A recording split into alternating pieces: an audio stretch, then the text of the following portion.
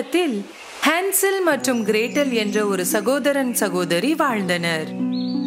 அவர்கள் குழந்தைகளாக இருந்தபோது அவர்களின் தாய் காலமானார். அவர்கள் தங்கள் அப்பாவுடன் காட்டில் ஒரு குடிசையில் வசித்து வந்தனர். அப்பா மரம் வெட்டுபவராக வேலை செய்து வாழ்க்கையை ஓட்டிக் கொண்டிருந்தார். அதே நேரத்தில் குழந்தைகளை கவனித்து வந்தார். 2 வருடங்கள் கடந்து விட்டன. வேலையையும் 2 குழந்தைகளையும் கையாளுவதற்கு சிரமப்பட்டு மீண்டும் திருமணம் செய்து கொள்ள முடிவு செய்தார். புதிய மனைவி ஒரு பணக்கார குடும்பத்தைச் சேர்ந்தவள். ஏழைகள் என்ற உண்மை மற்றும் ஆழ்ந்த காட்டில் இருப்பது அவளுக்கு பிடிக்கவில்லை. அதோடு வளர்ப்பு குழந்தைகளும் பிடிக்கவில்லை. ஒரு குளிர்கால இரவன்று படுக்கைக்கு தயாராகும் போது ஹான்சலும் கிரெட்டலும் தங்கள் மாற்றாந்தாய் தங்கள் அப்பாவுடன் பேசுவதை கேட்டார்கள். இந்த குளிர்காலத்தை நாம் எப்படி ஓட்டுவது? நம்மிடம் போதுமான உணவு இல்லை. இந்த குழந்தைகளை விரட்டுங்கள், இல்லை என்றால் பட்டினியாக கிடப்போம். அவர்களது அப்பா ஆவேசமாக எதிர்த்தார். வாயை மூடுங்கள். நான் முடிவெடுத்து விட்டேன். இவர்களை காட்டுக்கு அழைத்து சென்று விட்டுவிடுங்கள். இதையெல்லாம் கேட்டு கிரெட்டல் அழ ஆரம்பித்தாள்.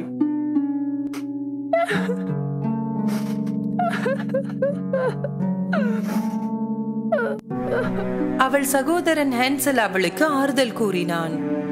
கவலைப்படாதே கிரெட்டல், வீட்டிற்கு போகும் வழியை நாம் கண்டுபிடித்து விடுவோம். அன்று இரவு ஹான்சல் வெளியேறி தன்னால் முடிந்த அளவு கூழாங்கற்களை தனது பைகளில் சேகரித்தான்.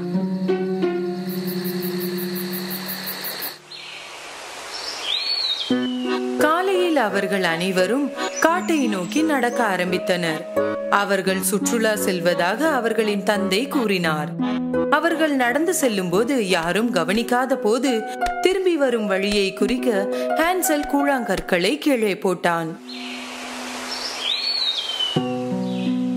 மதியம் அவர்களது அப்பாவும் மாற்றாந்தாயும் தீ பற்றி வைத்துவிட்டு விரைவில் வருவதாக சொல்லி சென்று விட்டனர். ஆனால் அவர்கள் திரும்பி வரவில்லை.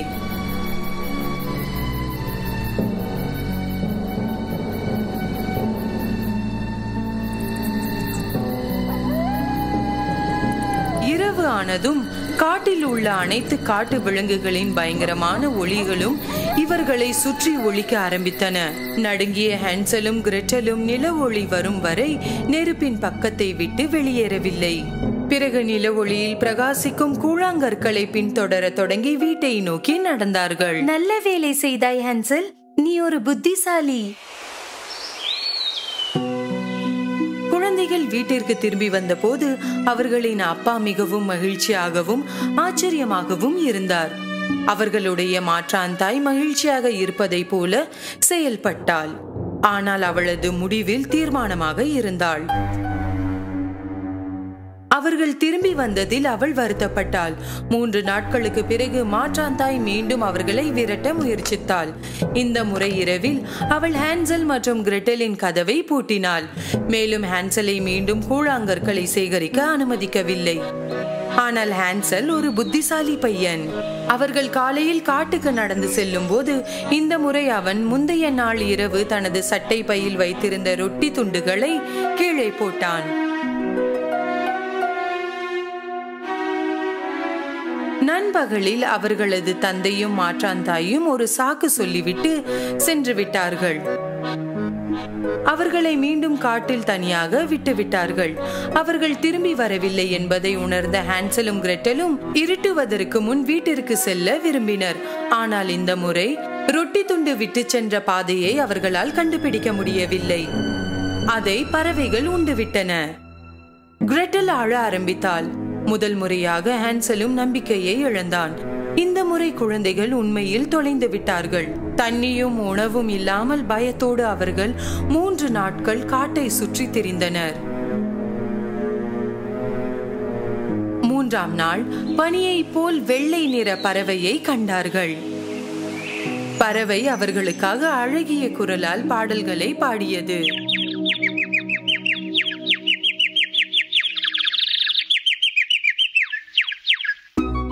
அவர்கள் ஒரு கணம் தங்கள் பசியை மறந்து பறவையை பின்தொடர தொடங்கினர். பறவை ஒரு வேடிக்கையான தோற்றமுள்ள வீட்டின் முன் அவர்களை அழைத்து வந்தது. இந்த வீட்டில் ரொட்டி சுவர்கள், கேக்கால் ஆன கூரை மற்றும் சாக்லேட் ஜன்னல்கள் இருந்தன மற்றும் சுற்றி வண்ணமயமான கிரீம் கொண்டு மூடப்பட்டிருந்தது. ஹான்சல் மற்றும் கிரெட்டலால் அவர்களின் கண்களை நம்ப முடியவில்லை. வீடு நம்ப முடியாத அளவிற்கு சுவையாக தோன்றியது. குழந்தைகள் எல்லாத்தையும் மறந்துவிட்டு வீட்டை நோக்கி ஓட ஆரம்பித்தார்கள். போது உள்ளிருந்து ஒரு குரல் கேட்டது. என் வீட்டை யார் சாப்பிடுகிறார்கள்? அவர்கள் ஒரு அழகான மற்றும் இனிமையான வயதான பெண்ணை பார்த்தார்கள். அவர்களுக்கு என்ன நடந்தது என்று அவர்கள் அவளிடம் சொன்னபோது அவள் அவர்களுக்காக கவலைப்பட்டு உள்ளே வர சொன்னாள். வீட்டின் உள்புறம் வெளியில் இருந்ததை விட வித்தியாசமாக இருந்தது. அது இருட்டாகவும் பயங்கரமாகவும் இருந்தது. ஆனால் அவர்கள் மிகவும் சோர்வாகவும் பசியுடன் இருந்ததால் கவனிக்கவில்லை. அந்த வயதான மூதாட்டி அவர்களுக்கு எல்லா விதமான உணவையும் கொடுத்தாள். குழந்தைகள் முன்பு எப்போதும் சாப்பிடாதது போல் உணவை சாப்பிட்டார்கள். அன்று இரவு அவர்கள் இதுவரை கண்டிராத மென்மையான படுக்கையில் தூங்கினார்கள். காலையில் எழுந்ததும் வயதான பெண்மணி அங்கே இல்லை. அவர்கள் சுற்றி பார்க்க ஆரம்பித்தார்கள். தாழ்வாரத்தின் முடிவில் அவர்கள் ஒரு சிறிய கதவை கண்டார்கள். அவர்கள் கதவை திறந்தபோது உள்ளே தங்கம் மற்றும் புதையல் நிறைந்த பெட்டிகள் இருந்தன.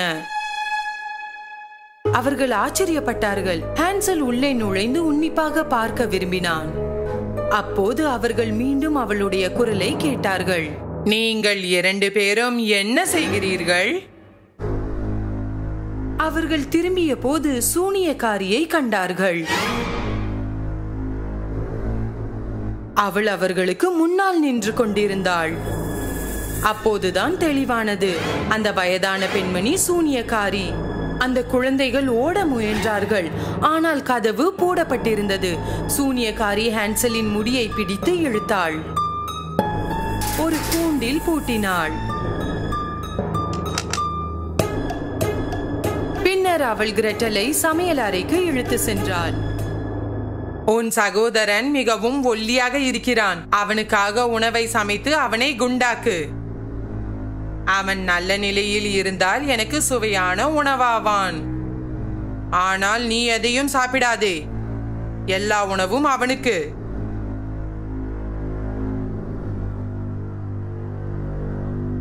வேறு வழி இல்லாமல் கிரெட்டல் அவள் கேட்கப்பட்டதை செய்தாள். அதிர்ஷ்டவசமாக ஹான்சல் ஒரு புத்திசாலி சிறுவன். அவன் தீய இதய சூனியக்காரியை ஏமாற்ற முடிவு செய்தான். ஒவ்வொரு இரவும் சூனியக்காரி தூங்கிக் கொண்டிருந்த போது அவன் கூண்டின் தரையில் ஒரு குழியை தோண்டி கொண்டிருந்தான். சூனியக்காரி தினமும் காலையில் ஹான்சலை கட்டிப்பிடிப்பாள். அவன் எடை அதிகரித்ததா இல்லையா என்று பார்ப்பாள். ஆனால் ஹான்சல் தனது சகோதரி சமைத்த எதையும் சாப்பிடவில்லை. அவன் தோண்டிய குழியில் போட்டான். சூனியக்காரி கிரெட்டலை மேலும் சமைக்க சொன்னாள். இவ்வாறு நாட்கள் சென்று கொண்டிருந்தன. பிறகு ஒரு நாள் அந்த சூனியக்காரி கூறினாள், உண்டோ ஒல்லியோ இனி எனக்கு கவலை இல்லை. இன்று நான் ஹான்சலை சமைக்க போகிறேன். அவள் கிரெட்டலிடம் கூறினாள், அடுப்பில் மாவு வெந்து விட்டதா என்று பார். கிரெட்டல் பயந்திருந்தாலும் அவளுடைய சகோதரனை போலவே ஒரு புத்திசாலி பெண்ணாக இருந்தாள். சூனியக்காரி அவளை அடுப்பில் தள்ள போகிறாள் என்று புரிந்து கொண்டாள். என்னால் அடுப்பின் உள்ளே குனிந்து பார்க்க முடியவில்லை. கிரெட்டல் இவ்வாறு கூறினாள். சூனியக்காரி அவளை ஒரு புறம் தள்ளி அவளுடைய தலையை உள்ளே விட்டாள். கிரெட்டல் தன் வலிமையை சேகரித்து சூனியக்காரியை அடுப்பின் உள்ளே தள்ளினாள்.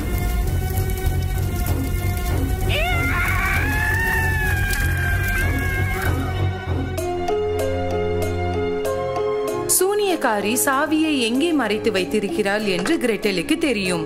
அவள் நேராக ஓடி ஹான்சலை கூண்டிலிருந்து காப்பாற்றினாள். அடுப்பிலிருந்து தீப்பிழம்புகள் வீடு முழுவதும் நிரம்பின. ஹான்சலும் கிரெட்டலும் காட்டை நோக்கி ஓடினார்கள்.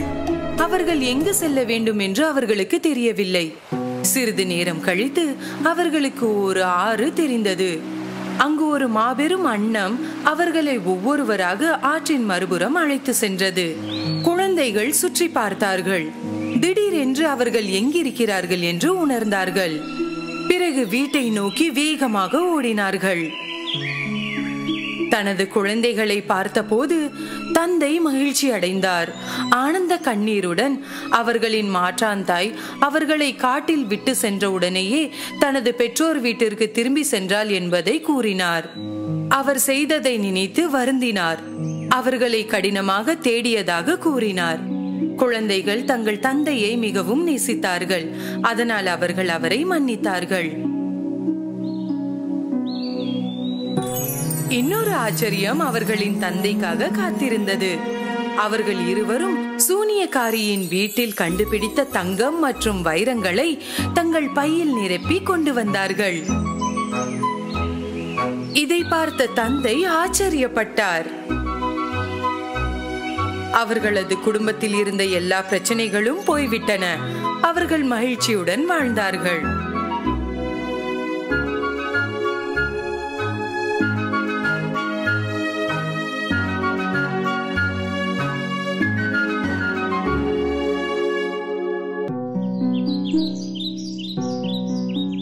ஒரு காலத்தில் தூர தேசத்தில் ஒரு இளவரசர் வாழ்ந்து வந்தார்.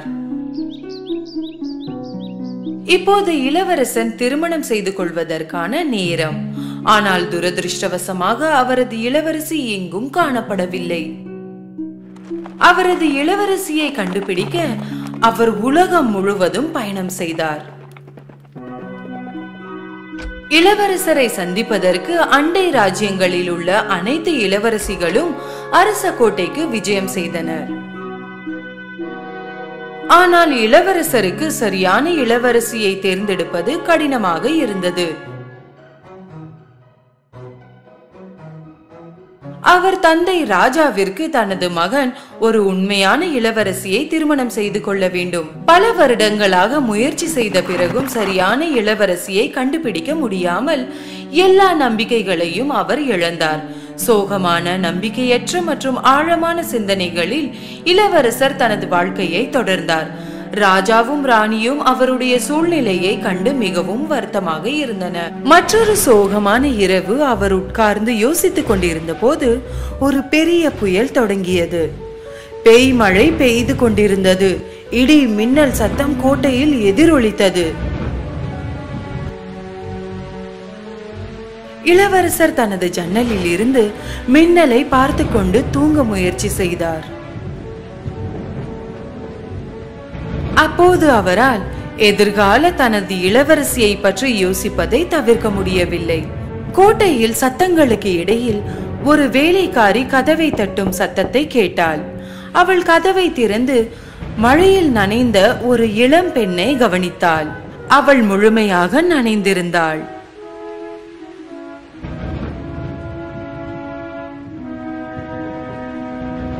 அந்த நிலையிலும் அந்த இளம் பெண் அழகாகவும் பண்புடனும் தோன்றினாள். அவள் சிரமப்பட்டு பேசினாள். என்னை உள்ளே அனுமதிக்க முடியுமா? நான் தனியாக இருக்கிறேன். காட்டில் தொலைந்து விட்டேன். அந்த வேலைக்காரி பரிதாபப்பட்டு அரசர் மற்றும் அரசியிடம் தெரிவிக்க சென்றாள். இந்த நேரத்தில் வந்திருக்கும் அவளை நாம் மறுக்க கூடாது. அவளை உள்ளே அனுமதி. உடனே அரசர் காவலாளிகளுக்கு தெரிவித்து கட்டளையிட்டார். காவலாளிகள் அந்த பெண்ணை கோட்டையில் அனுமதித்து அவளை நெருப்புக்கு முன்னால் உட்கார வைத்தனர். அந்த பெண் நனைந்திருப்பதை பார்த்து அரசி அவளுக்கு துணியை கொண்டு வர கட்டளையிட்டார்.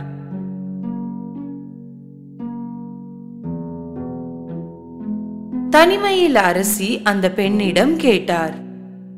இந்த மழையில் நீ என்ன செய்து கொண்டிருக்கிறாய் என்று நான் தெரிந்து கொள்ளலாமா? நான் தூர தேசத்தின் இளவரசி. எங்கள் கோட்டையை எதிரிகள் தாக்கியுள்ளார்கள். அதனால் என்னை காப்பாற்ற என் தந்தை மற்றும் தாய் என்னை 2 சிப்பாய்களுடன் ரகசியமாக அனுப்பினார். ஆனால் இரவானதும் இந்த கடுமையான புயலில் நான் தொலைந்து விட்டேன். அதனால் இங்கு வந்தேன். அனுமதித்ததற்கு நன்றி. அரசியால் இதை நம்ப முடியவில்லை என்றாலும் இந்த நேரத்தில் அவளை வெளியே அனுப்ப அவருக்கு விருப்பமில்லை.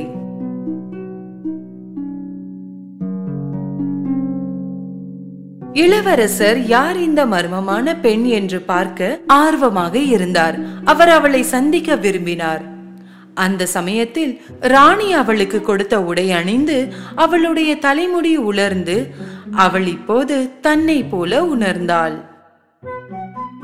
இப்போது அவள் மிகவும் அழகாக மற்றும் பண்புடன் தோன்றினாள். இளவரசர் அறையில் நுழைந்தவுடன் அவள் அழகை பார்த்து நம்ப முடியவில்லை, மெய் மறந்தார்.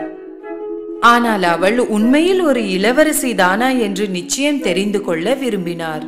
ராணி இளவரசனிடம் நிலைமையை கையாண்டு அவள் ஒரு உண்மையான இளவரசியா என்று கண்டுபிடிக்க போவதாகவும் கூறினார். உண்மையான இளவரசியா என்று இன்று இரவு கண்டுபிடிக்கலாம். இளவரசரும் இளவரசியும் இரவு முழுவதும் பேசிக்கொண்டே இருந்தன. இளவரசருக்கு அவளை பிடித்து போனதால் அவளை பற்றி இன்னும் அறிந்து கொள்ள நினைத்தார். அரசி விருந்தினர் அறையை இந்த பெண்ணிற்காக தயார் செய்து படுக்கையில் பட்டாணியை போட்டு அதில் 7 மெத்தைகளை வைத்தார். அந்த இளம் பெண் விசித்திரமான படுக்கையில் இரவை தூங்கி கழித்தாள்.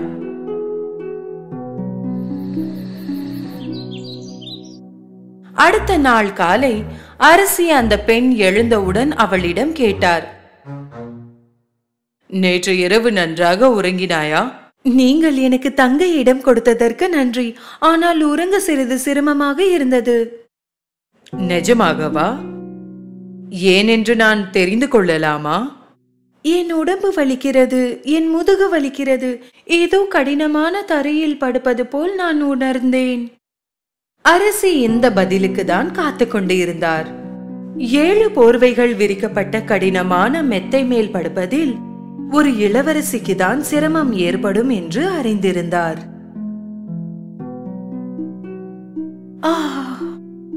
அரசி இளவரசரிடம் சென்று அனைத்தையும் கூறினார். இதை அனைத்தையும் கேட்ட பிறகு அந்த பெண் உண்மையான இளவரசி என்று அறிந்த இளவரசரால் தன் மகிழ்ச்சியை அடக்க முடியவில்லை. அதனால் இளவரசர் அந்த இளவரசியை மணக்க வேண்டும் என்று ஆசைப்படுவதாக அரசரிடம் கூறினார். அரசரும் அதற்கு ஒப்புக்கொண்டார். இளவரசியின் ராஜ்யத்தில் போர் முடியும் வரை இங்கேயே தங்க இளவரசர் அவளை கேட்டுக்கொண்டார். அது மட்டுமல்லாமல் அவரின் ஆட்களை போரில் உதவ அனுப்பினார். பிறகு விரைவிலேயே இளவரசர் இளவரசியை திருமணம் செய்து கொள்ள கேட்டார். என்னை திருமணம் செய்து கொள்வீர்களா இளவரசி? இளவரசருக்கு எதிர்பார்த்த பதிலும் கிடைத்தது. பிறகு அவர்கள் மகிழ்ச்சியுடன் வாழ்ந்தனர்.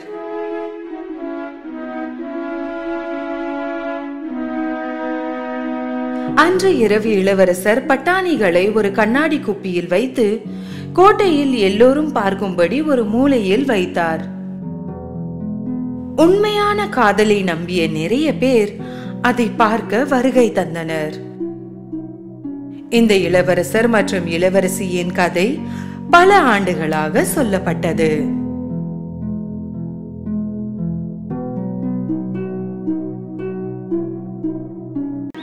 காட்டு அன்னம்.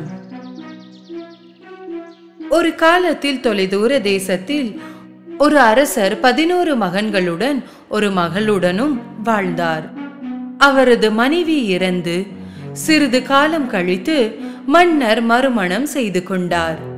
புதிய அரசி உண்மையில் ஒரு தீய சூனியக்காரி என்று அவருக்கு தெரியாது. அரசரின் முன்னாள் மனைவியின் குழந்தைகளை அவளுக்கு பிடிக்காது. அவள் எப்போதும் அரசரிடம் அவர்களை பற்றி புகார் செய்வாள். அவர்களை கோட்டையிலிருந்து வெளியேற்றுவதற்காக வழிகளை தேடினாள். உங்கள் குழந்தைகள் அனைவரும் மோசமானவர்கள்.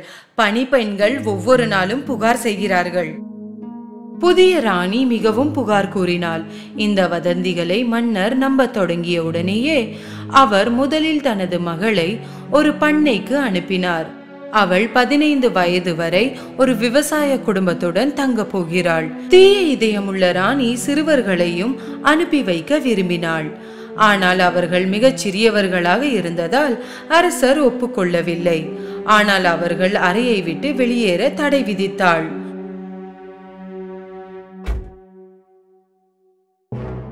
ஒரு இரவு ராணி அவர்களின் அறைக்கு வந்தாள். ஒரே ஒரு மந்திரத்தால் அவள் அவர்களை 11 காட்டு அன்னமாக மாற்றினாள். பின்னர் அவள் ஜன்னலை திறந்து அறையை விட்டு வெளியேறினாள். இப்போது காட்டு அன்னமாக இருந்த சிறுவர்கள் ஜன்னலுக்கு வெளியே பறந்தார்கள். ஆண்டுகள் கடந்து விட்டன. அந்த பெண்ணுக்கு இப்போது 15 வயது. அதே நாளில் அவள் கோட்டைக்கு திரும்பினாள். அவள் தன் தந்தையை பார்க்க காத்திருந்த போது அவளுடைய மாற்றாந்தாய் ராணி அவளை பார்த்தாள். அவள் எவ்வளவு அழகாக மாறிவிட்டாள் என்பதை பார்த்து மற்றும் இளவரசி கோட்டைக்கு திரும்பி வந்ததை கண்டு ராணி பொறாமைப்பட்டு கோபமடைந்தாள்.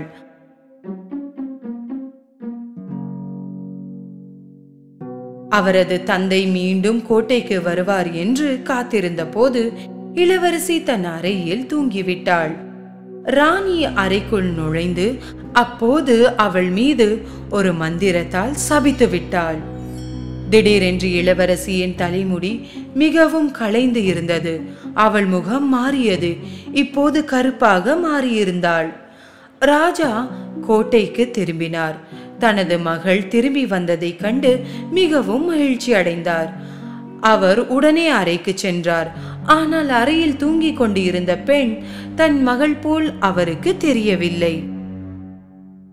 இவள் எனது மகள் அல்ல. இவளை உடனடியாக கோட்டையிலிருந்து வெளியேற்றும்படி நான் உங்களுக்கு உத்தரவிடுகிறேன். இந்த உத்தரவுக்கு பிறகு அரசர் அறையை விட்டு வெளியேறினார்.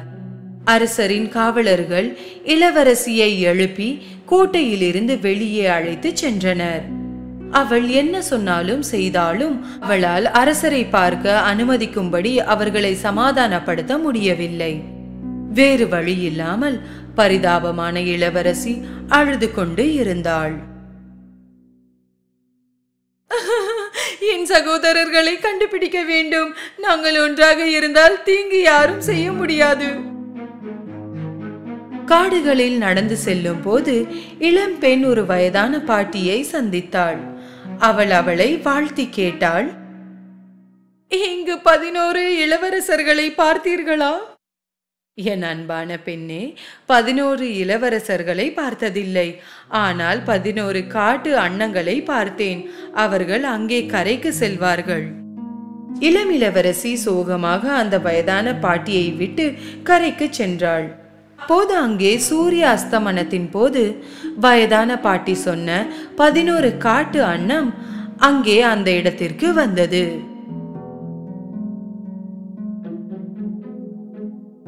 சூரியன் மறைந்த உடனேயே 11 காட்டு அன்னம் 11 அழகான இளவரசர்களாக மாறினார்கள்.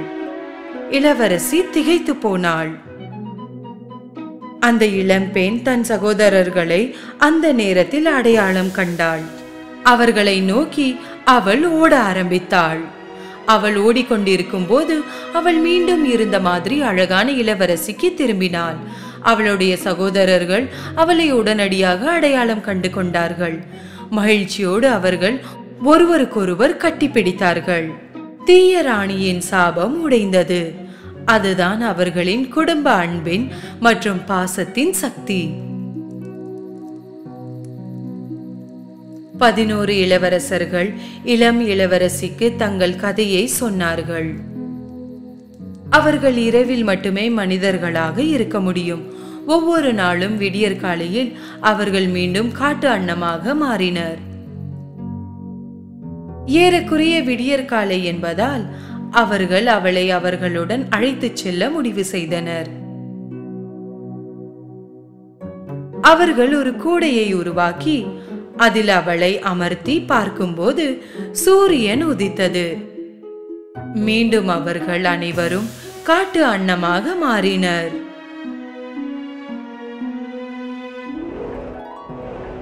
காட்டு அன்னங்கள் கூடையை பிடித்து பறக்க ஆரம்பித்தது. இளவரசிக்கு தனது சகோதரர்களுடன் பறப்பது மிகவும் மகிழ்ச்சியாக இருந்தது. இது ஒரு கனவு போல் உணர்ந்தாள். சிறிது நேரத்திற்கு பிறகு அவள் தூங்கிவிட்டாள். அவளின் கனவில் அவள் மேகங்களில் நிலத்திலிருந்து தேவதையை பார்த்தாள். உன் சகோதரர்கள் நிரந்தரமாக இயல்பு நிலைக்கு திரும்ப வேண்டும் என்று நீ விரும்பினால் தொட்டால் எரிச்சல் ஊட்டுகிற ஒரு வகை செடியில் இருந்து மேலங்கியை நீ உருவாக்க வேண்டும். ஆனால் நீ அனைத்தையும் உருவாக்கும் வரை யாரிடமும் குறிப்பிடக்கூடாது. இல்லையெனில் அவர்கள் என்றென்றும் காட்டு அன்னமாக இருப்பார்கள். எல்லா உண்மைகளையும் கொடுத்த பிறகு தேவதை மறைந்து விட்டது. இளவரசி தனது கனவை பற்றி தன் சகோதரர்களிடமும் எதுவும் சொல்லவில்லை. அவளுடைய சகோதரர்கள் அவளை ஒரு நிலத்தில் விட்டுவிட்டு விரைவில் திரும்பி வருவதாக உறுதியளித்து பறந்தனர். இளவரசி அங்கிக்காக செடியை சேகரிக்க ஆரம்பித்தாள். ஆனால் ஒவ்வொரு முறையும் அவள் அதை தொடும்போது அவள் கைகள் புண்பட்டு வீங்கிவிடும். ஆனால் அவள் வலியை பொருட்படுத்தாமல் தொடர்ந்து அதை சேகரித்தாள். திடீரென்று வேட்டையாடும் ஒரு இளவரசர் அவளை கண்டார். இளவரசர் இளவரசியின் அழகை கண்டு மெய் மறந்தார். அதனால் அவர் விரைவாக இளவரசிக்கு வணக்கம் சொல்ல சென்றார். அழகான பெண்மணியே, வணக்கம். நான் உங்களை இங்கு முதன்முறையாக காண்கிறேன். இந்த செடிகளை ஏன் வெறும் கைகளால் சேகரித்துக் கொண்டிருக்கிறீர்கள்? அவளுடைய திட்டத்தை பற்றி யாரிடமும் சொல்ல முடியாததால் இளவரசிக்கு பதிலளிக்க முடியவில்லை. அது நான் இந்த நாட்டின் இளவரசன். உங்களுக்கு விருப்பம் என்றால் நீங்கள் எனது கோட்டைக்கு வரலாம். இளவரசி கோட்டையில் மிகவும் பாதுகாப்பாக இருப்பாள் என்று, இந்த வழியில் தன் சகோதரர்களை வேகமாக காப்பாற்ற முடியும் என்றும் இந்த அழைப்பை ஏற்றுக்கொண்டாள். கோட்டையில் தனது நாட்களை கழித்த இளவரசி ரகசியமாக தனது சகோதரர்களுக்காக எரிச்சல் ஊட்டுகிற ஒரு வகை செடியால் அங்கியை தயாரித்தாள். ஆனால் ஒரு நாள் இளவரசரின் ஒரு உறவினர் இளவரசி அந்த செடியால் அங்கி செய்வதை பார்த்து அவள் ஒரு சூனியக்காரி என்று அவன் நினைத்தான். அவளை கைது செய்ய அவன் கோட்டையில் வதந்திகளை தொடங்கினான். ஆரம்பத்தில் இளவரசர் எந்த வதந்திகளையும் நம்பவில்லை. ஆனால் நேரம் செல்ல செல்ல அவர் சந்தேகப்பட்டார். ஒரு இரவு அவர் இளவரசி கோட்டையிலிருந்து காடுகளுக்கு செல்வதை பின்தொடர்ந்தார். மேலும் அவள் செடியை சேகரிப்பதை பார்த்தார். வதந்திகள் உண்மைதான். இவள் ஒரு சூனியக்காரி இல்லை என்றால் இவள் ஏன் தொட்டால் கொட்டும் செடிகளை சேகரித்துக் கொண்டிருக்கிறாள்? ஏதோ ஒரு மந்திரத்திற்காக சேகரிக்கிறாள். அவர் உடனடியாக தனது காவலர்களை அவளை அழைத்துச் சென்று நிலவரையில் வைக்கும்படி கட்டளையிட்டார். நிலவரையில் கூட இளவரசி ரகசியமாக அங்கிகளை தயாரித்தாள். இறுதியாக ஒரு நாள் அவள் அனைத்தையும் முடித்தாள். அடுத்த நாள் அவர்கள் இளவரசியை நகர மையத்திற்கு அழைத்துச் சென்றனர். இங்கே விசாரணையின் முடிவில் அவள் தண்டிக்கப்படுவாள். ஆனால் நீதிபதி தனது முடிவை அறிவிக்க போகும்போது திடீரென்று 11 வெள்ளை காட்டு அன்னங்கள் அவளுக்கு அருகில் வானத்திலிருந்து கீழே பறந்து வந்தது. எல்லோரும் திகைத்து காட்டு அன்னத்தை பார்த்தார்கள். என் சகோதரர்கள் வந்து விட்டீர்களா? வங்கி என் பாவாடையின் கீழ் உள்ளது, அவற்றை போட்டுக் கொள்ளுங்கள். அவளுடைய சகோதரர்கள் அனைவரும் தங்கள் சகோதரியின் பாவாடையின் கீழ் இருந்த ஆடையை அணிந்தார்கள். ஒவ்வொன்றாக அவர்கள் மீண்டும் மனிதர்களாக மாறினர். ஆனால் ஒரே ஒரு அங்கியின் கை செய்ய போதுமான செடி இல்லாததால் ஒரு சகோதரனின் கை அன்னத்தின் கையாகவே இருந்தது. அதன் பிறகு அந்த இளம் இளவரசர்கள் தங்களுக்கு நடந்ததை மக்களுக்கும் நீதிபதிக்கும் விளக்கமாக கூறினார்கள். தங்கள் சகோதரி நிரபராதி என்று அவர்கள் எல்லோரிடமும் சொன்னார்கள். இளவரசர் அந்த பெண் மந்திரவாதி அல்ல என்றும் நம்பினார். அவர் அவளிடம் மன்னிப்பு கேட்டார். தனது சகோதரர்களின் சுதந்திரத்தின் மகிழ்ச்சியுடன் அவள் இளவரசரை மன்னித்தாள். அனைவரும் சேர்ந்து கோட்டைக்கு திரும்பினர். இளவரசர் இளவரசியை காதலிப்பதாக கூறினார். அழகான இளவரசியை, நீங்கள் என்னை திருமணம் செய்து கொள்வீர்கள்? ஆமாம் இளவரசரே, ஆனால் முதலில் என் தந்தை என் சகோதரர்களை சந்திக்க வேண்டும். அப்போது 11 சகோதரர்களும் தங்கள் தந்தையை சந்திக்க கோட்டைக்கு சென்றனர். அவர்களின் தந்தை அவர்களை பார்த்து மிகவும் மகிழ்ச்சி அடைந்தார், ஆச்சரியப்பட்டார். நடந்த அனைத்தையும் குழந்தைகள் தங்கள் தந்தையிடம் சொல்ல ஆரம்பித்தார்கள். விரைவிலேயே ராணியை பிடித்து என்னிடம் கொண்டு வாருங்கள். குழந்தைகளை பற்றி கண்டுபிடித்த பிறகு அவள் பிடிக்கப்படுவாள் என்று அவள் அறிந்தாள். அதனால் அவள் ரகசியமாக தன்னை ஒரு காகமாக மாற்றி பறந்து சென்றாள். ஒருபோதும் கோட்டைக்கு திரும்பவில்லை. இளவரசி தனது சகோதரர்கள் மற்றும் தந்தையிடம் பேசிவிட்டு இளவரசரின் நாட்டுக்கு திரும்பினாள். அவர்கள் திருமணம் செய்து கொண்டு மகிழ்ச்சியுடன் வாழ்ந்தார்கள். காதல் மற்றும் நம்பிக்கையை பற்றிய காட்டு அன்னத்தின் கதை தலைமுறை தலைமுறையாக கூறப்பட்டு வருகிறது.